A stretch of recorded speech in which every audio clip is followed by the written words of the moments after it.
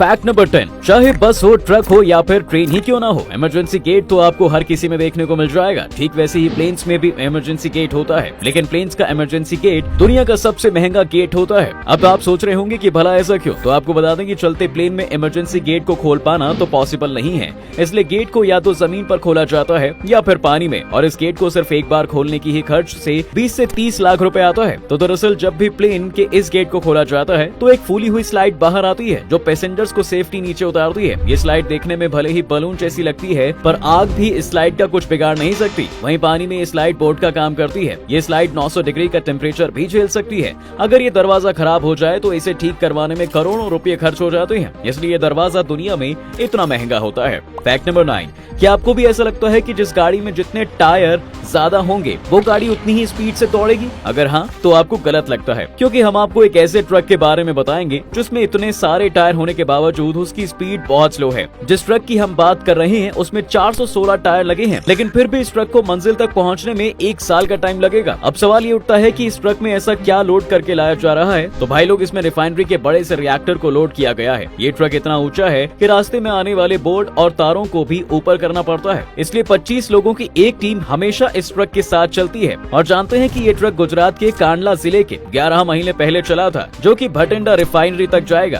Fact number 8, भाई हम Indians के घर में कोई भी चीज खराब हो जाए या पुरानी हो जाती है तो हम उसे कबाड़ी वाले को देने में मिनट भी नहीं लगाते। लेकिन क्या आपने सोचा है कि ट्रेन के सालों पुराने और खराब इंजन का क्या किया जाता होगा? अब बहुत से लोग बोलेंगे कि इसे भी कबाड़ में दे दिया जाता होगा, तो इसका जवाब है हाँ। लेकिन ये कोई हमारी गली मोहल्ले वाले कबाड़ी नहीं होते, बल्कि ये कबाड़ी वाले स्पेशली ट्रेन के पार्ट ही लेते हैं, जो कि ट्रेन के पुराने इंजन को स्क्रैप के लिए भेज देते हैं। स्क्रैपिंग के बाद बिल्कुल छोटे छोटे टुकड़े हो जाते हैं, जिनको फिर से रीयूज किया जाता है। फैक्ट नंबर 7, जैसे कि प्लेन्स आसमान में उड़ते हैं, लेकिन आसमान में एक और चीज उड़ती है, वो है हमारी बर्ड्स। लेकिन क्या आपको पता है कि हर साल ना जाने कितने बर्ड्स प्लेन्स के इंजन से टकराने में अपनी जान गंवा देते हैं? खैर, ये तो गलती से हुई घटना है, लेकिन क्यों बर्ड्स को जानबूझकर प्लेन्स के इंजन में डाला जाता है? दरअसल ये प्लेन की टेस्टिंग के ड्यूरिंग किया जाता है, वो भी ये देखने के लिए कि अगर कोई भी बर्ड चलते प्लेन के इंजन से टकरा जाए तो इससे प्लेन्स को कोई नुकसान तो नहीं होगा। इस टेस्टिंग को बर्ड स्ट्राइक टेस्ट कहते हैं। क्या लगता है आपको कि ये टेस्टिंग कितनी सही है? हमें कमेंट करके जरूर बताइएगा।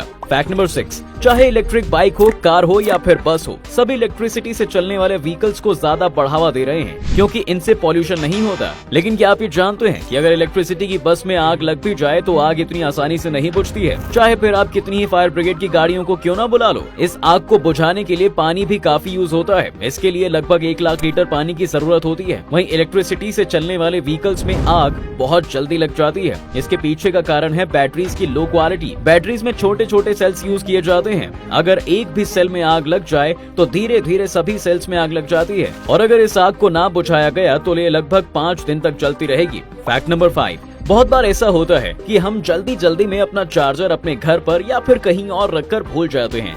तब फिर हम फोन को चार्ज करने के लिए दूसरों के चार्जर मांगते हैं। लेकिन अब आप अपने हाथों से ही अपने फोन से लेकर लैपटॉप तक को चार्ज कर पाओगे। तो दरअसल चाइना ने एक ऐसे चार्जर सर्किट को बनाकर तैयार कर लिया है जिसे ह्यूमन बॉडी में फिक्स किया जा सकता है। अब आप ये सोचेंगे कि इस सर्किट को चार्जिंग के लिए इलेक्ट्रिसिटी कहाँ से मिलेगी, तो आपको बता दें कि ये ह्यूमन बॉडी में फिक्स की गई एक चिप शरीर के हीट और सनलाइट की मदद से वायरलेसली मोबाइल फोन और लैपटॉप को चार्ज कर देगी। इसके लिए बस आपको अपने डिवाइस को हाथ के उस जगह पर रखना है जहां चिप लगाई गई है। डिवाइस के हाथों के ऊपर रखते ही आपका डिवाइस चार्ज होना शुरू हो जाएगा। फैक्ट नंबर 4, आज के टाइम में अंतरिक्ष में ज्यादा से ज्यादा रॉकेट भेजे जा रहे हैं। इसी के साथ इलॉन मस्क तो लगभग 10 लाख लोगों को मार्स पर बसाना चाहते हैं। लेकिन क्या आपने सोचा है कि जब एक पैसेंजर प्लेन को उड़ाने में इतना ज्यादा फ्यूल यूज होता है, तो वैसे ही रॉकेट को अंतरिक्ष तक भेजने के लिए कितना फ्यूल यूज होता होगा?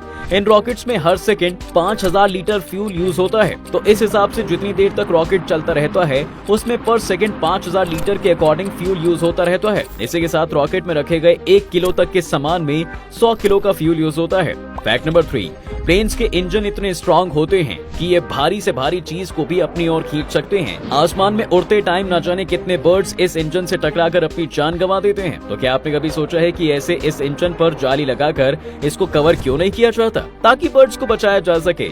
लेकिन एयरलाइंस ऐसा चाहकर भी नहीं कर सकती, क्योंकि इंजन के फ्रंट पार्ट को इस तरीके से बनाया जाता है ताकि ये ज्यादा से ज्यादा हवा ले सके। लेकिन अगर इंजन को जाली से कवर कर दिया जाए तो ऐसे में इंजन के अंदर कम हवा जाएगी, जिससे कि फ्यूल और ज्यादा यूज होगा। इसलिए ही प्लेन के इंजन में जाली नहीं लगाई जाती। फैक्ट नंबर 2, बड़े बड़े समुद्री जहाजों को रोकना दुनिया के सबसे मुश्किल कामों में से एक है और ये काम बहुत रिस्की भी होता है। आपको तो पता ही होगा कि समुद्री जहाजों को बड़ी बड़ी एंकर चेनों की मदद से रोका जा सकता है, लेकिन अगर एंकर चेन से जहाज रोकने का तरीका फेल हो जाए तो दरअसल बहुत बार तेज हवाएं और समुद्री लहरों के बीच एंकर चेन को जब समुद्र में छोड़ा जाता है तो फिर ये चेन समुद्र की सतह के साथ अटक नहीं पाती, जिससे कि जहाज को रोकना मुश्किल हो जाता है। लेकिन एंकर चेन के फेल होने से जहाज डूब भी सकता है। दरअसल ये एंकर चेन इतनी भारी होती है कि जब ये फेल हो जाती है तो इससे जहाज बीच में से टूट भी सकता है, जिससे कि जहाज पानी में डूब जाएगा। फैक्ट नंबर 1, आपने कार से लेकर बड़े बड़े ट्रकों में वाइपर्स को तो देखा ही होगा। इन सभी में वाइपर्स का इस्तेमाल किया जाता है ताकि बारिश के टाइम ये आगे वाले शीशे को साफ कर सके। लेकिन क्या आपको पता है कि प्लेन्स में भी वाइपर्स होते हैं? जी हाँ, लेकिन फिर भी पायलट इन वाइपर्स का यूज नहीं करते।